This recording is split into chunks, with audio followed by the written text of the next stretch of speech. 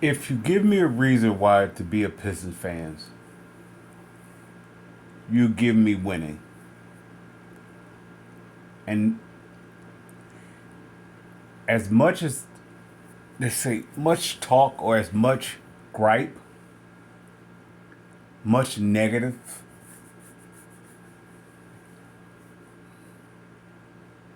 comments, references, whether if it be the Pistons of the past or this current state of the franchise in 2023, they always come out on top. Now, we're going to title this one Poking the Sleeping Giant or Poking the Bear. Why would we call it that? Why would we label it that? The Pistons have been asleep or in hibernation for quite some time. All right, I'm not gonna make it a baseball on championships, just or winning a title or anything or being even in contention for the conversation of being relative. Forgive me, not relative, relevant. Forgive me.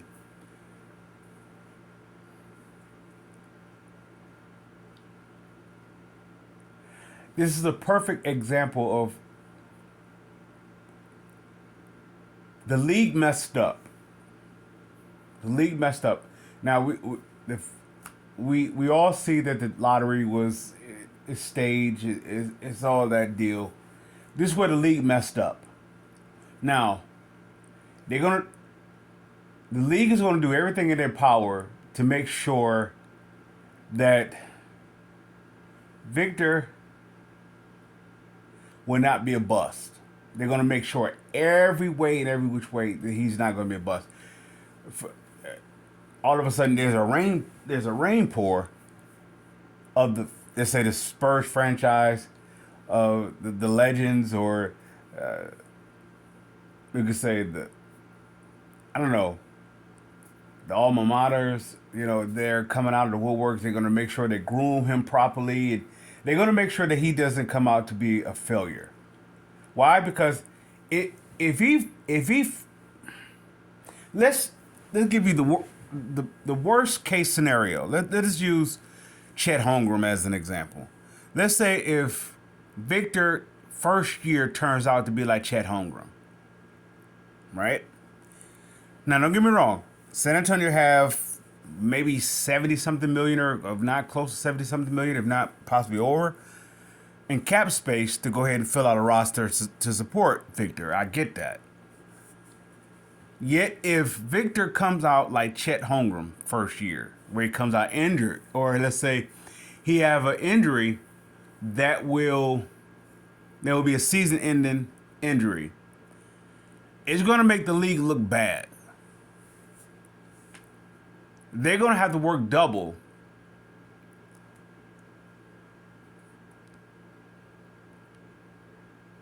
to refocus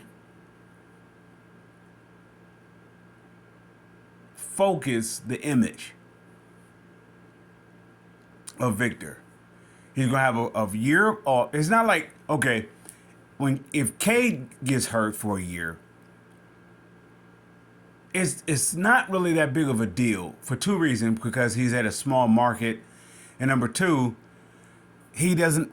Cade didn't have that big of a, let's say, of a expectation as Victor. Victor has it from a foreign perspective, from as a, let's say, a rarity. He has this I don't know.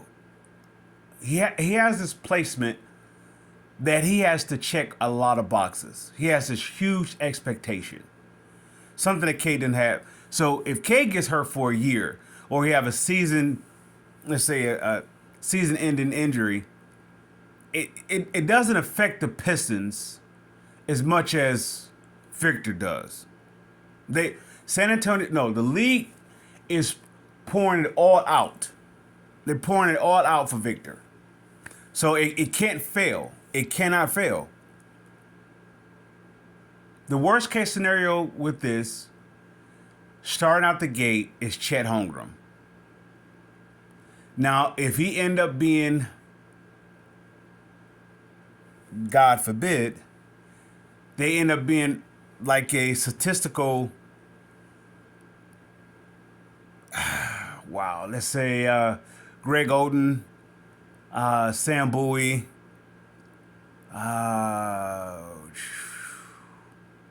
so many others that have been relegated, if I could say that, as this NBA savior, so to speak. Now, mind you, he's not going to Portland, so that rules out the Sam Bowie and Oden thing. So that helps. And before that, he's going to a place where they had Dave Robinson and Tim Duncan. So he's in it. But if it flops, there's no way that it can recover. I don't know how the league or how can it recover from this. If it flops,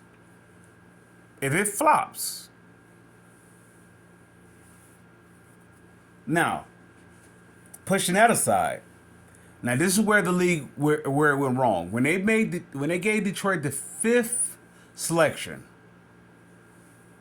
they about to we're talking about poking the bear. They finna reiterate the reason why the Bad Boys became the Bad Boys. They finna reiterate it. The Bad Boys is not the Bad Boys, is because they just want to break the rules, and they just want to be just downright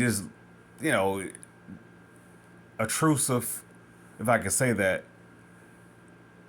towards the league, or just being like this, I don't know, this animal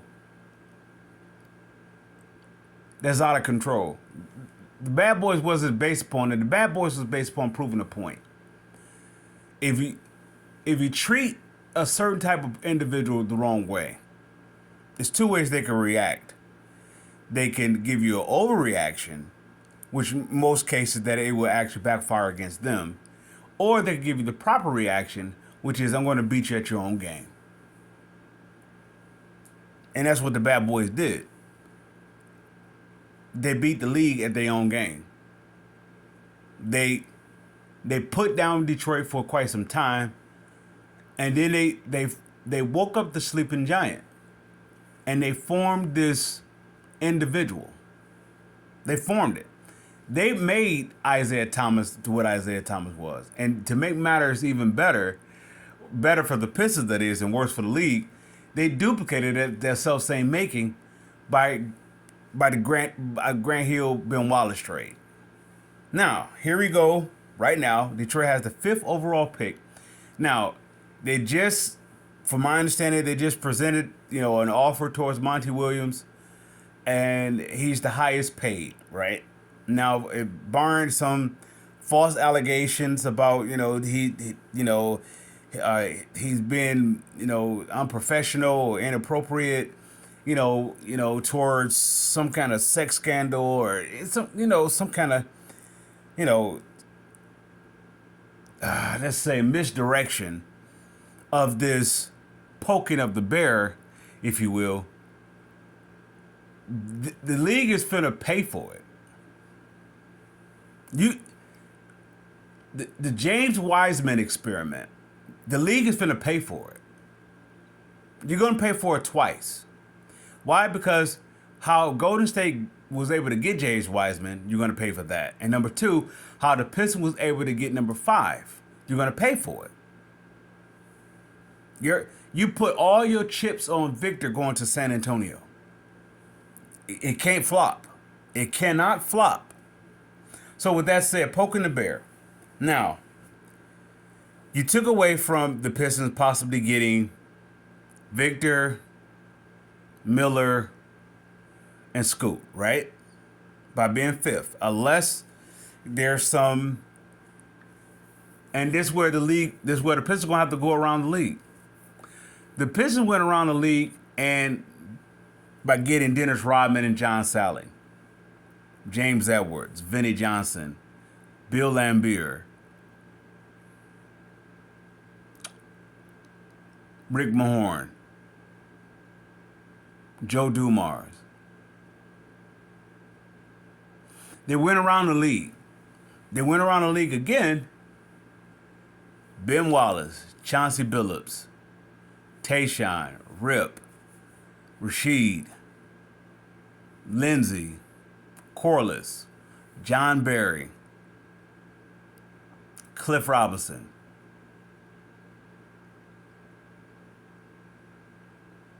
They went around the league.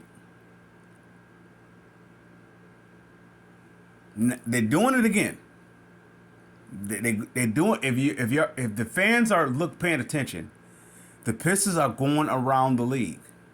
The league is once again they didn't allow them to win the sweepstakes, which is they should have at least Detroit should have been a top three automatic lottery selection. At the very worst, they should have had the third overall pick. But giving them the fifth, you just made James Wiseman a superstar. And any player that they bring in here, you just made them a superstar. The Pistons, this lets you know how much of a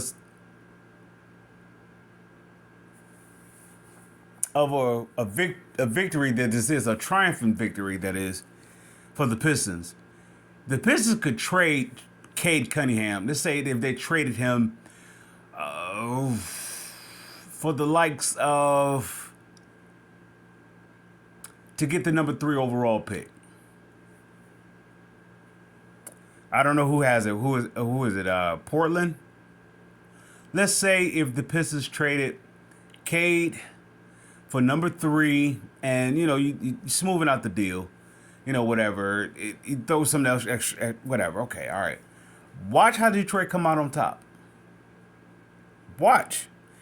The Pistons can literally trade Cade to a team and still come out on top. You just woke up a sleeping giant. The Pistons have been hibernating for over 14 years. And every time you do, they shock the world. All right? Now you took away the defense, so the way that the Pistons would do it, you took it away. Once again, Detroit going to beat you at your own game. They're going to cost you money. They're going to, let's say, for example, you're going to get a Piston player that's going to go at the Frenchman. Or he's going to do something to the Piston. One of the players is going, or a collection of players, combination of players, say that way, is going to your juggernaut teams. Watch what happens. Watch. Detroit is not going to win a sweepstakes in the free agent market. All right. There's no. Let's see.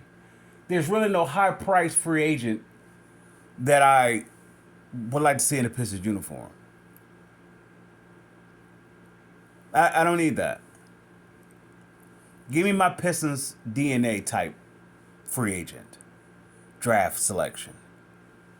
Give me my walk-ons. Give me my cast-offs, and watch what happens.